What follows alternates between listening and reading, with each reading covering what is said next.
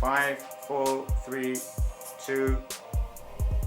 Okay, greetings people, you're through to Lounge Academics. This is KJ, the first Lounge Academic. Remember, if you're catching us on YouTube, remember to hit the notification bell so you can be notified of the next episode, and don't forget to subscribe. Also, we often premiere our episodes, so if you're watching this right now, be sure to comment down below. Comment on what you're seeing, comment on what you're hearing, and let's have a debate and a discussion, because I'm sure my guests are going to want to hear what you got to say about this current topic this week round. So, without further ado, we have a heavyweight literally the guy is a heavyweight. I mean, you look like a boxer, dude. Man's like chiseled out of stone. You get me? Yannick is here. Yannick Yalipende, yeah? Yalipende, yeah. Yalipende, sorry, I did this day thing. I know, it's all good. It could be day or in French it's Yalipende, in English Yalipende, so yeah. Brilliant. Welcome to the studio. Let me do the honours of doing our intro, right, for yourself, and read out your bio. So, Yannick is an aspiring educational psychologist, clinical psychologist, currently completing his master's in applied neuropsychology at the University of Bristol. He has a deep interest in biopsychosocial approach to mental health and well-being, particularly within contexts sensitive to the multifaceted social constructs of race, culture and identity. Having witnessed firsthand the mental health challenges black students face in higher education, Yannick made this topic of his research project and plans to continue on the path to improving mental health in the black community. He's also the founding director of Black Men and Women Talk, also known as BMWT acronym, a set of peer-assisted well-being groups that aims to establish a safe, supportive and therapeutic space for black, male and female identifying university students. Sorry, I got slightly distracted by my colleague. What's happening? To discuss their lived experiences, well-being and mental health. Okay, so welcome Yannick. Thank you for being here, right? For joining us in the studio. So, as part of the whole Lounge Academics theme, what we do, you know, you really got to stop doing that. It's very distracting. You're there whizzing. I can see movement in my outline. So yeah, so it's great. I'm being slightly distracted. So, right, welcome to the studio. It's really good to have you here. As part of our sessions, what we often do is we like to, in a way, formulate a topic of discussion. Mm-hmm. So, I know there's so much and we have such a little time to get through the content that we're going to discuss. But what I wanted to start by doing is first just acknowledging you for what you're doing, for your aspirations, to becoming a clinical psychologist. And also, in addition to that, just being a trailblazer and setting up which seems to be a very much needed project in the community. Okay, so without further ado, just to get into this, you're currently studying to become a kind of clinical psychologist. Well, not right now. I'm currently doing my master's in applied neuropsychology, and then after that I'll be moving on to the declin side, which I will be applying, and fingers crossed I actually make it on. Okay, that's the thing. So cool. If anyone's watching that pulling the shots, just like that's right, help me out here. Yeah. I've been at this for quite a while. Brilliant. So, just for the purposes of our audience, and so people know, what actually currently at your stage of studying, what does that entail in terms of the neuropsychology? What does that actually all mean? What's happening in terms of your studies? My studies. So the reason why I picked this course, especially straight out of my undergraduate, was because it seemed like quite a unique course. My 80% of the content in my course is being taught by clinicians. So I don't actually I have lecturers, but they only teach us for like 20% of the entire course. For the rest of the time, we have visiting neuropsychologists, visiting clinical psychologists that come in from the NHS and actually teach us. So it has quite an interesting practical element to it. That's why it's called applied neuropsychology. So we look at neuropsychological assessments, we look at things like that, and it's preparing us to actually be out there in the field. So it's very unique in the way it allows. Basically, it is the bridge between academia and practice. Yeah, definitely. So it brings that together. So we're not just out there just like writing essays for no reason. It's like we are sort of forced to think in how to apply this into evidence-based practice. So this is what I think. So this is why I saw this and I was like, you know what, I'm definitely going to go for this. And Okay. also, the actual academic, I think the academic director, I met with him in my second year at University of Bristol, and he told me about this course, and I was like, okay, so to some extent, he sort of convinced me from quite early on, and I knew that this is what I wanted to do. So yeah. Okay, cool. So there's theory, obviously. Yeah. Definitely you've got the theory, and then you're bringing a practical element. Where Which I is mean, really I didn't know that. So you're actually getting clinical, I guess, for clinicians, clinical Yeah, they psychologists come in. coming in and actually Just applying the practice. as part of bestowing that. all of their experience upon us and telling us like, okay, this is how it happens, this is how you would apply. And we do this thing where we have case reports and case studies where we look at a situation and then we see how we would handle it and how we would use our academia to influence the choices that we make. Obviously, we can't actively go out there and, Of course. you know, do But so, that's because obviously we're proper in training, but it's very theory and practice, basically. exactly, and Yeah, this is yeah, why yeah. I think it's such a great course, and I'm pretty happy to be on it. That's Yeah. brilliant. Wow. So, in terms of the mode of study and commitment, are you doing this full time? Is it full time? I initially commitment? started part-time. I initially started full-time, but Okay. then due to the fact that I wanted my dissertation, increase the scope of my dissertation, and just a few other things that I was doing, I switched to part-time. So right now, I am doing my second year, but I'm only doing it part-time while also working as a healthcare assistant at a hospital for mental health. Okay, Mental wow. health hospital, yeah. Is that practice element a part of the course? Do you need to do not practice, that placement element? Oh I no, meant, it's or is not a that placement. something It's you've just done? something I sourced out myself. I was like, okay, I want to get as much experience within this field as I can. Yeah. So let me start at the, I don't want to say very bottom, but let me start in a place, in a setting where I'm doing everything. As in, like, I learn how this goes, how that goes. It's essentially, you know, the whole idea Sure. of doctors and nurses. Nurses actually do the grunt of everything when it comes to the hospital. Yeah. They're involved in pretty much everything, and this is what a HCA essentially is. You're like, you sometimes have to assist people. You have to assist in situations where people are getting just being brought after being sectioned. You have to assist. Sure. It's a very, very interesting job, very varied. My first shift, I think I was asked to basically accompany someone back to their house to help get some weapons that they had stashed in their bathtub, and then I had to get them. Weapons? Yeah, weapons, because there was a person that just tends to, I guess he had an affinity for weapons. So then I had to go to his house and I had to get them and then bring them back to the hospital. So and store them whoa, there. hold on. So you're was dealing interesting. with all right, hold on. So you're dealing with It's- some kind of Arnold Schwarzenegger. It was exactly type-esque- that. There was a chainsaw that was half my A size. chainsaw? There was a chainsaw that was half my height. There was a big machete. There was a very big hammer. I don't know. I don't think I can call it a hammer. I think it was a mallet. It was a mallet, a very big mallet. And then and then I took that, got in the taxi, and brought it all the way back. Another time I had to escort a service Hold on, user so to. can we just deal Okay. with the weapons? Sorry, I'm still with the Okay, weapons reel it back thing. in. Wait, hold on. So that very much is a part. So it varies from day to day. Literally, I've never heard that you could actually To be honest, I don't know if that is standards. standard, but it's just because I don't know. I guess when I walked in, I guess I tend to give off this calm, I got this vibe. So Yeah. people were like, you know what? Someone needs to accompany picking up on that, someone man. else. Yeah. Someone needs to accompany someone to a service user to go and do that. You know what? Let's go for that guy. He seems like he's okay. And then that was it. I think that's just simply it. And Wow. but it was great. Like I said, I get to experience mental health from different vantage points, and at the end of the day, I think that would make me a much better practitioner in the future. 'Cause Okay, definitely. yeah.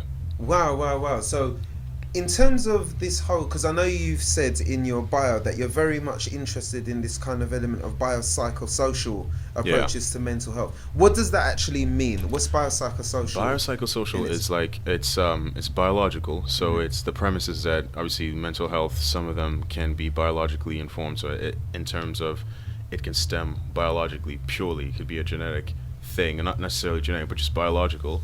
Psychological is where it's more in the brain in terms of the way you think, Okay. the practices cognitive, very cognitive, Yeah, and yeah. then social obviously is the social aspect of things, the extent to which some of the mental health afflictions that we may develop are socially induced.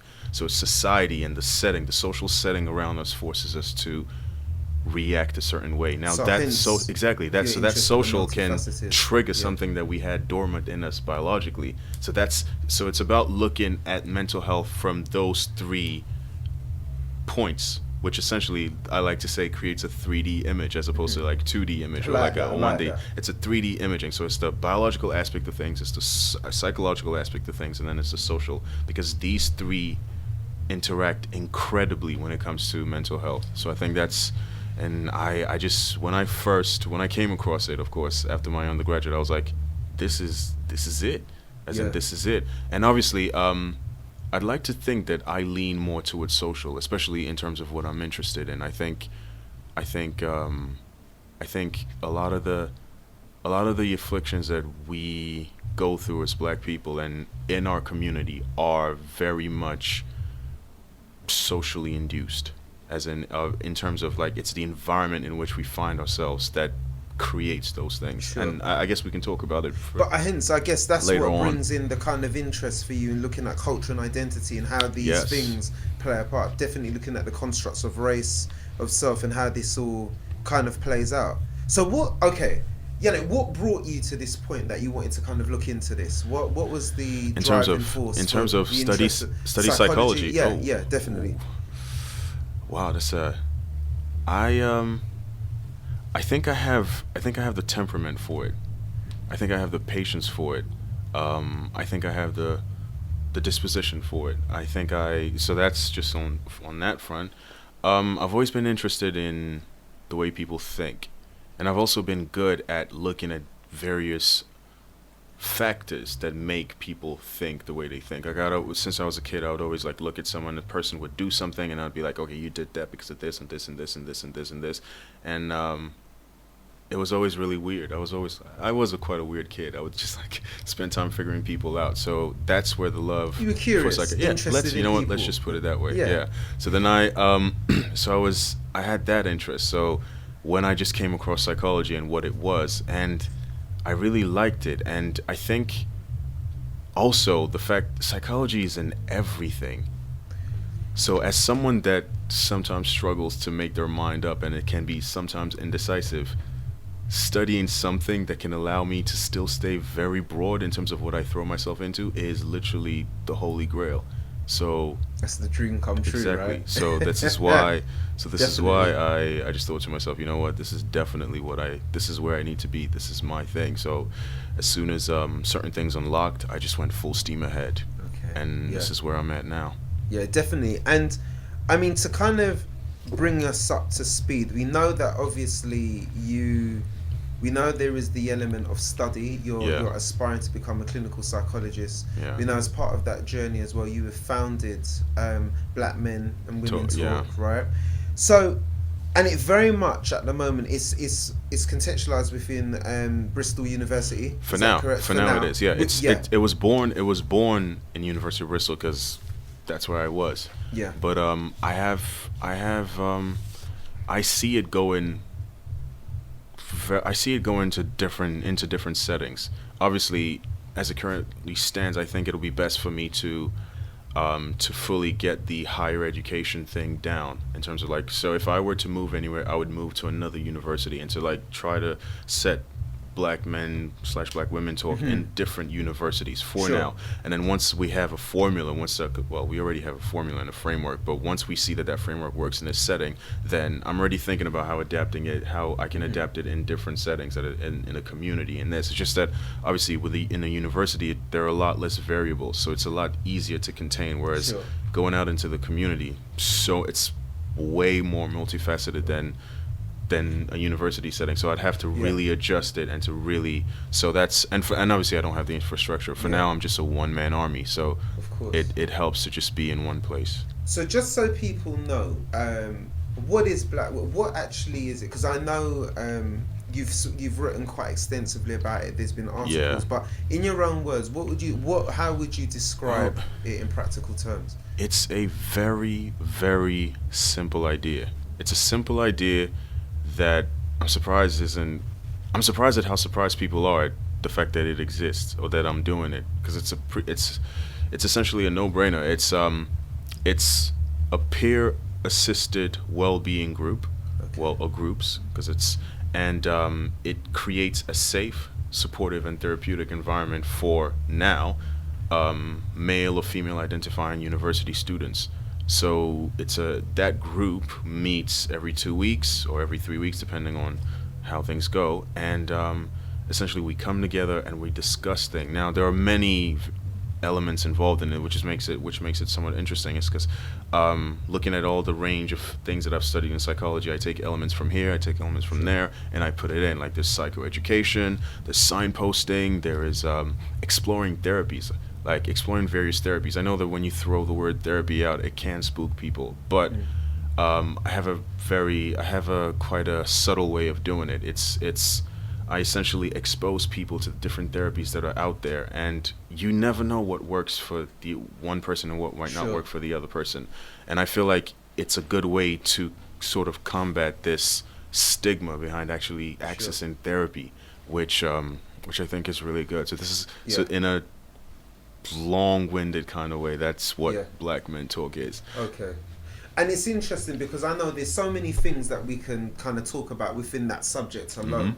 You know, notions of masculinity and getting help and support and seek help in behaviour, as well as looking at, you know, the wider issues around mental health and well-being generally, which is a hot topic for everyone at the moment, and in particular for those from, you know, from the Black community as well. So I guess, what is the issue? I guess there must be an issue or a problem that's been identified in order to kind of create, you know, this forum and this platform. What are the issues that you've kind of identified and this solution that you've come across or that you've created to address those needs? Outside of university, I became very much aware of the state of mental health in the Black community. The statistics are dire, and looking in my university and interacting with the Black students within my university, I could see that it's the university is literally just a microcosm of what's happening in the wider community. And then once exactly. And then once I realized that, I started looking at the different elements and potentially thinking about what would I need and because obviously being a Black man myself, I'm pretty sure that if something is set up for me, it could help. So I guess if I were to bring it slightly back, I would say that in my undergraduate, I had quite a difficult time. As in, I transferred from Birkbeck University here in London straight into my second year. So essentially, I didn't get that time to, like, you know, the first year is the year to chill and to get used to things. I didn't have that. Like, I hit the ground running, rolling, crawling, like got back up straight. I had to go right into it, and obviously, it was quite difficult moving to a brand new city. Being, you know, it was very difficult. I had some issues with like student finance, and then it was very difficult. So all of that just made it such a difficult year. And then I remember accessing student services and looking for like counseling services and stuff. And I remember interacting with a counselor that just didn't get it. And I think that made me run from the service faster than... Wow. They just didn't get it. And then they would like give me some advice. Yeah, but what if you don't think that? It was essentially CBT without looking at telling me to change the way I think when the issues, and I'm not really going in, I'm not going to go into that because it just feels like I'm just like, let me think. Should I go into it? It's like overlooking the issues that are actually happening, which were very racism, just like discrimination, a few things. So things like that within the university, because it'll happen in any setting like that. It will happen. So it's completely putting that aside and not looking at that, but then just focusing on change the way you think, whereas my reality is still happening. So I changed the way I think. Was your counselor, therapist at the time, were they white? Were they not? Were they? She was a white lady. Okay. Yeah, she was a white lady, which is the norm. Which is the norm, but unfortunately is the norm. So so obviously I accessed that. I had like, I don't even remember if I had 2 sessions, 1 session. I think I had a session and a half. Yeah. So there was a real experience of that Yeah. disconnect between was you that, and yeah. the therapist, and then obviously there was a greater appreciation for how others may feel in Exactly. similar circumstances. So I can see. So then when Yeah. I saw that, I was like, okay. I went away and I managed to get my 2-1. I was really Woo! managed to get my 2-1. I don't know how I did it, but it happened. And then when I started my master's, I was like, I don't want anyone to go through this. So why don't I create something that I would have loved to have when I was going through this? Yeah. So then that's exactly where it came from. And I started to look at like the humanistic perspective, which essentially states that we are all equipped with what we need to self-soothe and all of that. And I was like, we could do this for ourselves, because we're social characters. We've evolved socially. So there has to be some sort of benefit or some sort of cathartic release that could be achieved through just socializing within a therapeutic setting. So group therapy. Sure. So then I thought to myself, okay, let's do this. So I created Black Men Talk. Started off with Black Men Talk because obviously I was a black man, and I wanted to make sure that the spaces were safe. So Right. I couldn't as a man facilitate those sessions, because that wouldn't really necessarily be a safe space anymore.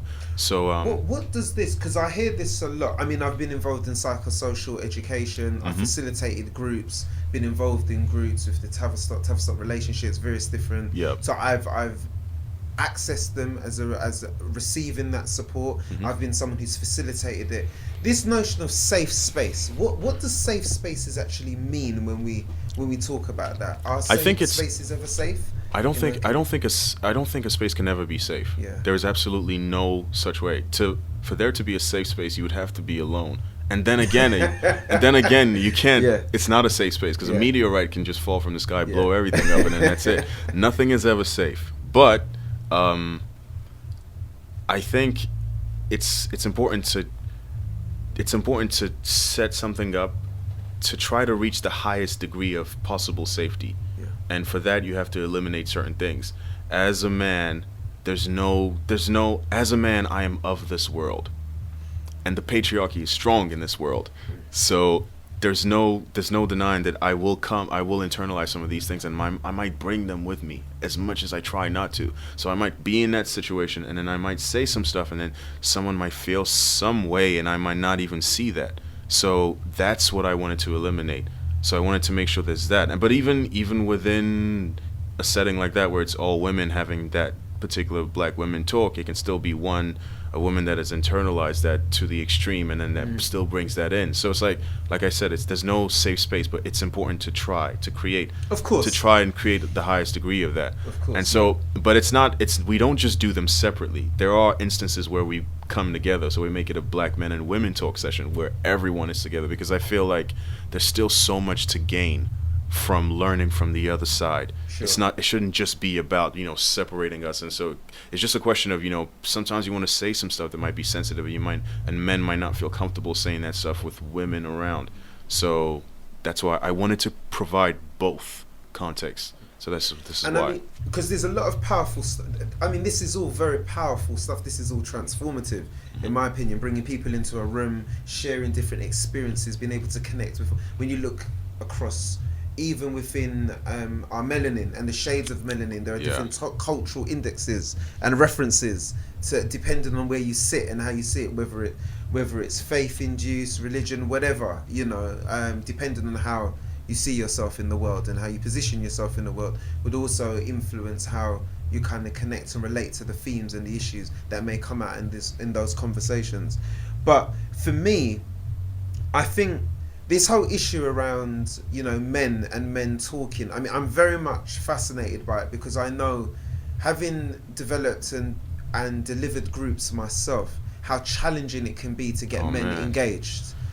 To be able to come into a space and to say that I need help, and in particular being a black man, a man of color, a black man as well, adds another layer or another filter of complexity to that. Have you encountered this at all? I have. It's still although we were very lucky in my first ever session.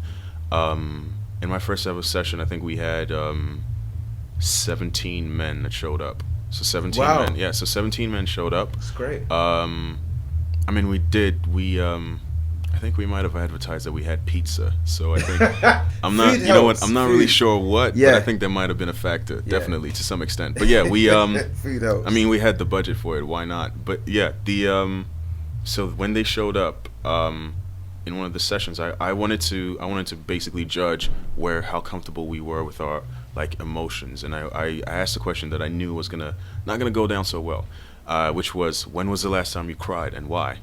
So when I asked the question, quiet, no one said a thing. And then I and this was just with the guys, right? This was literally just that was the first session, so Black Okay, Women yeah. Talk didn't exist Okay, yet. yeah. So then no one said anything, and then I was like, okay, Yannick, you're gonna have to take this plunge. So I came out and I said exactly like the last time I cried and why. And then when I said that, it was very quiet. People just like they nodded, and then someone else just started talking. And then when they were talking, they were just like looking at the ground. And so they said it, and then someone else did, and then someone else did, and someone else did. Then the fifth person started talking. It was like stumbling on their words, and then they just burst into tears.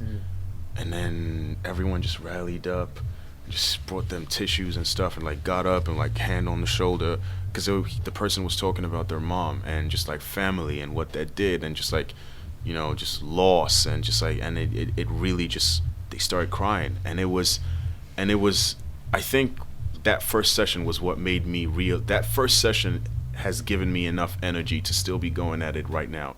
Now we're in our second academic year. It's that first session that has me here right now. That's fueled. And exactly. It's fueled everything, because I was like, and then at the end of the session, they were all the three different people that cried. They were like, you know what, we need something like this. And I was like, yeah, we definitely do, because and I was like, okay, definitely this is something I need to continue doing. So what else? So yeah, so that was basically it. It was quite a powerful session, a really powerful session, and we were like, we just knew that it was something that we had to continue. So then I went to the university, pitched my idea, got funding. The university was very, very helpful when it came to Black Men Talk. I'm surprised at how much support I've gotten in terms of the university and the infrastructure. Because it's a much needed, it's so needed as a resource, and I think, dare I say, I think people do not know how to respond. And I mean, when I say people, I'm talking about services, I'm talking about professionals with all their ologies and credentials and qualifications, actually do not know how to respond culturally to some of the needs that, you know, Black men and people in the Black community have. It's a fact standard. People struggle, and I've been a part of training sessions, I've been a part of events where I've delivered training or been involved in it, where people are struggling. They don't know how to relate, or to, you know, this whole concept of hard to reach, the community being hard to reach. Nah, man. It's not. It's a certain knowledge. It's a certain on the ground knowledge that you have to have. Like you can't learn this in a class. You have to you have to. And the thing is, you have to approach things you have to approach this entire thing really tentatively. Yeah. Like I didn't just, even though I asked such a question that was quite bold, you would say, but I still would give time. Like, people are afraid of silence, but silence can be so powerful sometimes. And being a naturally quiet individual, I tend to let silence happen a lot. And in the sessions, it's really useful. Silence for people to just think about. Give people the space to really think. And in that session where it was quite emotional, there was a lot of silence, a lot of just like heavy, I think people call it pregnant silence. So it's not just a silence for no reason. You could feel something in that silence, and that's really important. You don't always have to do. Sometimes you can just let the person do. But this powerful thing around modeling, and I think this is something I want to emphasize, because I think, and I know people watching this will be seeing two men talking, talking about a subject, mental health, which is often largely taboo, as you know, which you talk about. There's certain there's certain kind of views around, you know, mental health and well-being when we talk about that. And I guess being a man, I think it's really challenging to be able to come forward and to say, I need help. And I think that moment of you modeling something, I think, is very powerful. And what I've noticed actually is that when men are able to say, look, I'm struggling with this aspect of my life, there is a domino effect, like you saw. Yeah. And although I know you've kind of said this, I think it's important to labour that point. Yeah. That it's really important that, we have what we need. We have what we need, and you're demonstrating that doesn't need to come from outside to kind of get that support. It can be right there, within that space, as part of that process. So, other than the other obvious barriers of men being vulnerable and being able to share their vulnerabilities and doing that, what would you say? Because I know you've written extensively and you've spoken about, I read your Shades of Noir article where you talk about the locus of control and, looking at, how we kind of navigate and negotiate mental health and well-being for ourselves. Yeah. And often it's located in the external, in terms of getting that support. Do you want to say a bit more about that? Yeah, I think there are like I said, the issue in the black community when it comes to mental health is multifaceted. There are just a lot of variables, and which is what makes it so difficult, and which is why it's such a big problem. And I think one thing that I really thought might really apply in this case is the locus of control, which is like the extent to which one, as in the person that is going through something, perceives the factors affecting their lives as external, as in like dealing with something else, either it's fate, life, God, whatever it is, affecting their lives, which means they can't circumvent, they can only just sit along for the ride, or the extent to which the person feels like it's internal, which means that they can actually affect things. So sequences of decisions can change the course of their lives. So I think I personally believe that it's very much external for a lot of us. We feel like we just have to sit along for the ride, and I think there are many things in society that would sort of beam that idea into our heads, starting with the fact that when in mental health, we don't see ourselves in practitioners at all. That's one of them. I love that. That we don't see we don't see ourselves in practitioners. So if we don't see ourselves in practitioners, then we'll just be like, okay, well, let's go and see the doctor. Let's go and see this doctor or that. I'm not saying anything wrong with going to see the doctor, but then when that becomes a situation where you don't even look within yourself to see how you could alleviate some of the stresses that you're going through, then so it's kind of not having agency, not being able to find that. Not just that, and then we don't see ourselves in practitioners, and then when we do go into those settings, we feel like we will be misunderstood. There's that fear of being misunderstood, and it's not just a fear of being misunderstood. We're forgetting the fear of being judged. When you know that person is not of your cloth, and that they're probably, and we already know that racism in the world right now, it's like each individual black man is an emissary of the entire race. If he does one thing, it means we all do that. So we know that. Then you want us to go into that situation and show vulnerability in that sense? Why would we do that? So this is why. So all of these things are hindrances to us actually accessing mental health services, and this I just brought out two. There's so many of them. And that's not even looking at within our own selves. I did love that about the art, because the Shades of Noir article, the Battle of Us, and looking at that, reading your article, I thought, because you wrote that, didn't you? I did. Yeah. So reading it that article, it hasn't been thrown out yet. Published yet, but it's okay. You can. Because I would really like to kind of unpick some of the stuff that was being said in the article. As soon as it's published and it's put out there, then I might have to edit a few things, but as soon as it's published out, I will definitely. But what I definitely picked up on was, as you said, also, coupled with this idea of all the constructs of race and how we're positioned in the world, and then looking at having agency and not having agency, and externalizing all of these issues as seen as something that you're just a passenger along for the ride, that you can't affect any change to impact your circumstances. But I felt what was equally interesting was where you talked about the deficit of how mental health is seen, particularly within the black community. How we view it, how it's seen as taboo, how it's seen as what's the word am I looking for? It's escaped me. there's a word that's just escaped me, but it's cool, it will come back to me. But it's just kind of looking at, you know, the perception of black men and black people in terms of how they access support, but in particular the deficit around.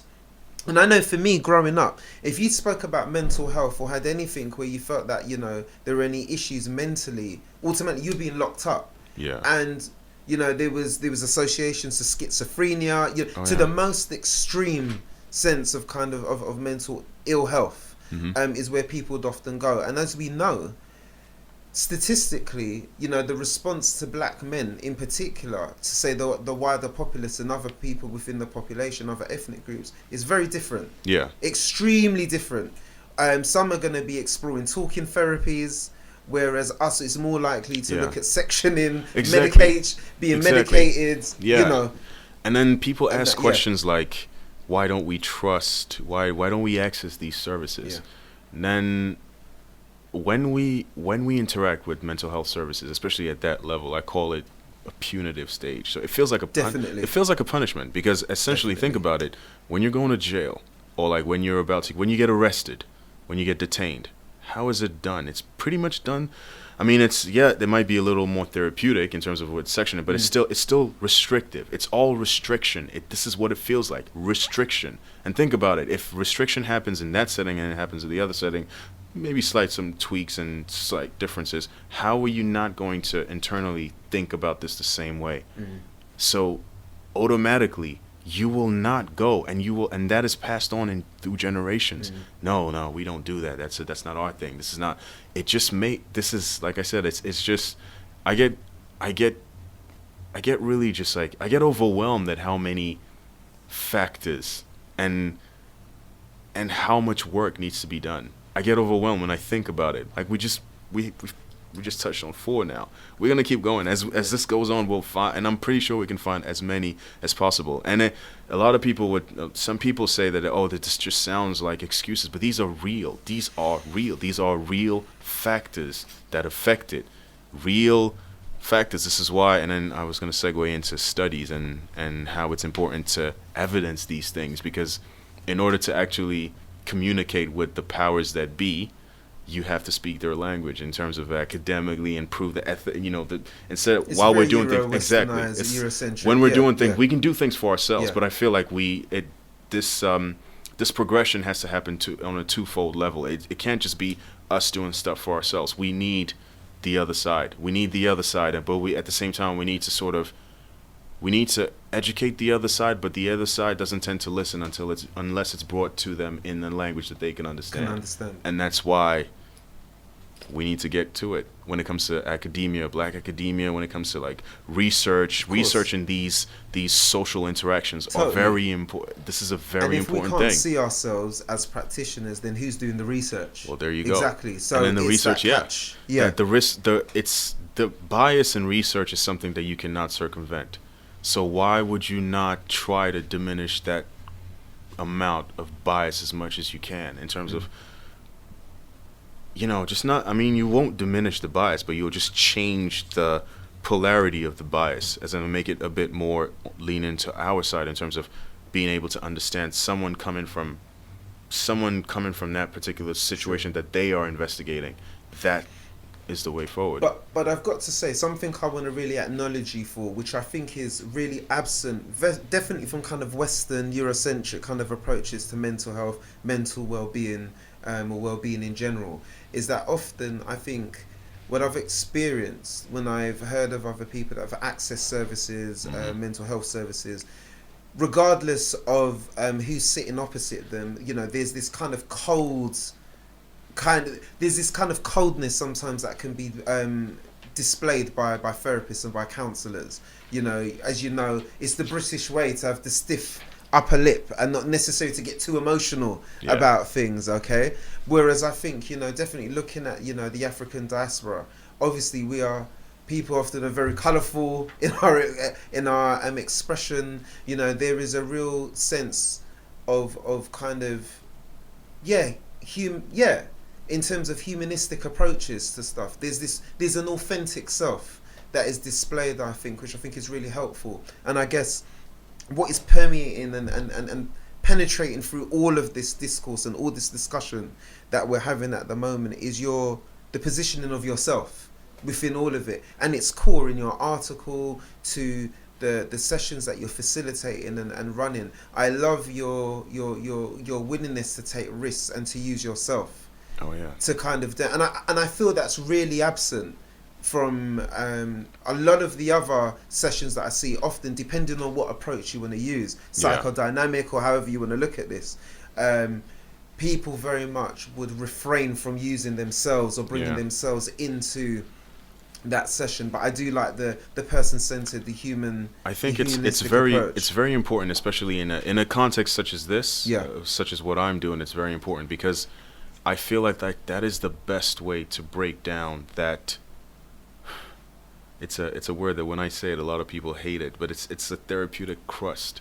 It's like it's the concept of the therapeutic crust that you have to sort of break apart and break away. It happens when it's the first initial contact of therapy, and then it happens if you haven't had therapy in a long time. It sort of builds back up, and then you have to, and that human to human interaction, that fact where that just a simple connection at a social, just a human level, that is, and then just feeling that you can relate to someone, feeling that someone is authentic, makes you want in turn to be as authentic as you can. Totally. And this is also it's also something that I thrive to be, and to be as honest and transparent as possible when it comes to I love that. my therapy, anything I do. I just love that. And I know, Yannick, we have literally just scraped the surface That's the thing. of this topic, you know. But I'm hoping that people will see this and will get a small peek, a little sneak peek into this world, hearing someone speak, hearing somebody who looks like some of the guys that are kind of maybe struggling with some of these issues. So I hope, and I'm pretty sure not even looks like, struggle too. Exactly. Struggle, totally. Not even look like, struggle too. But they see themselves mirrored, I guess, is the point that I'm emphasizing. But totally, no, in terms of with mental health and all of that, this stems from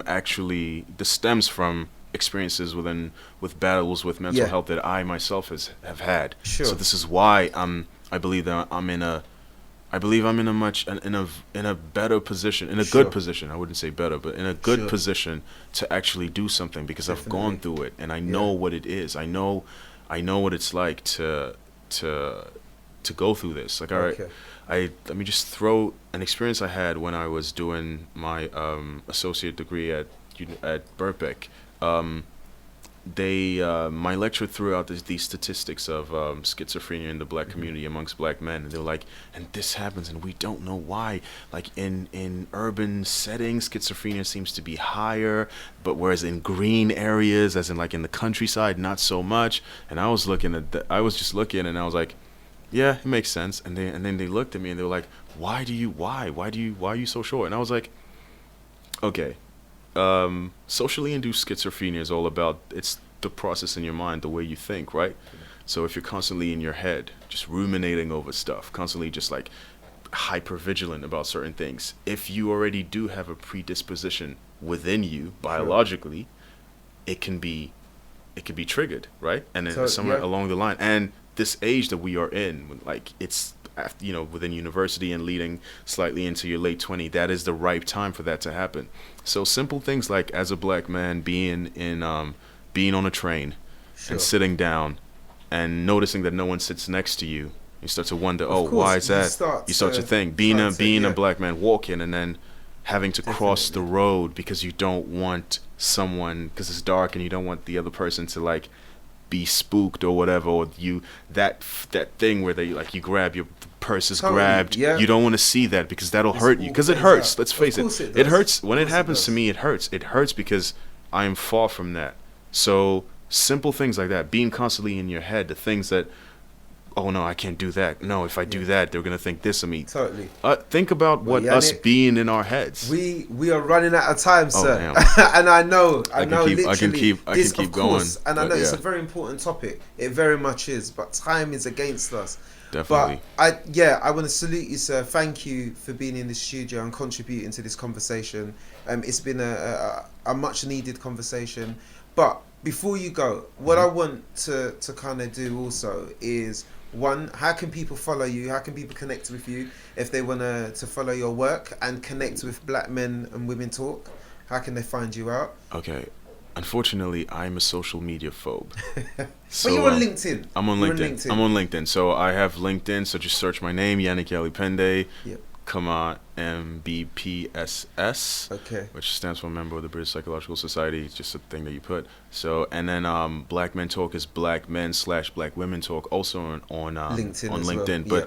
But I'm in the process of moving on to the other social media platforms for the initiative.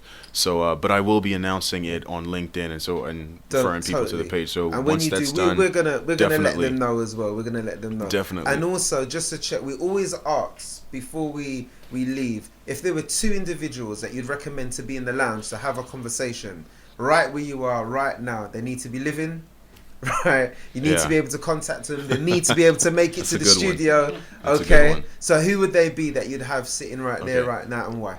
I happen to know a lot of people that are doing some amazing things for the community, and someone I can think of. I've actually spoken to them about this, so I told them that I'd give them a shout. Keisha York. Okay. Keisha York would be one. I think she's created something in the BIPP, which is the BAME in Psychiatry and Psychology. I think it's an amazing initiative, especially for us. So she would be great to have here. Someone else that is doing some amazing research, but they actually got me here. Cassie Stowe. Okay. I think that'll be another person. I think what she's doing in terms of researching just mental health within a university setting is pretty awesome, and she's an extremely talented researcher. So I think that'll be great to have her here. Cool. Yeah, I could think of a few people, but I'm sure, that's all good. Yannick, thank you. It's been emotional, and people, as you know, this has been Lounge Academics. You know, check us out, YouTube. Make sure right now, if you just check the notification bell, just to inform you of future episodes. And don't forget, leave your comments down below. Engage in the conversation. I'm sure there's been a lot here. Be great to hear your comments. Lounge Academics. Thank you.